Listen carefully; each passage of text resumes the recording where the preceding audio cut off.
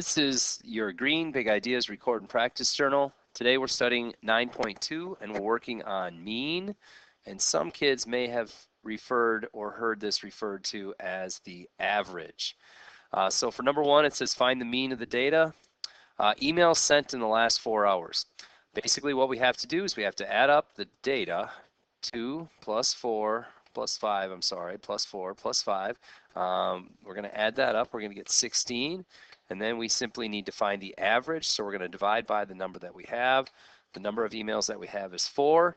16 divided by 4. The mean or average email sent in the last 4 hours would be 4. For number 3, when you're finding the mean, same thing, except this one looks a little bit more like a graph or a chart. Books brought home Monday through Friday. Looks like we've got 1, 3, 4, 4, and 1. We want to add these up. We've got 5 and 5 is 10, plus 3 is 13. Just trying to add a little quickly, or as quickly as I can here. 13 divided by 5. 13 goes into 5 twice. And again, in this unit, we would be able to use calculators, but I just want to kind of show you how this works with the division. Put a decimal up. So that's where the decimal would be. Bring a 0 down. 5 goes into 36 times.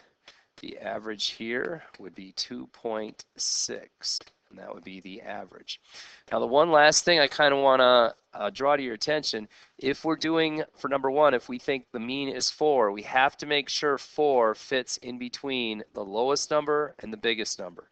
The lowest number is 2, the biggest number is 5. Yes, 4 would fit somewhere right smack in the middle. For the books brought home, we've got 1 and 1 and 3, 4, and 4. Well, 2.6 is going to be somewhere right smack in the middle of that data set.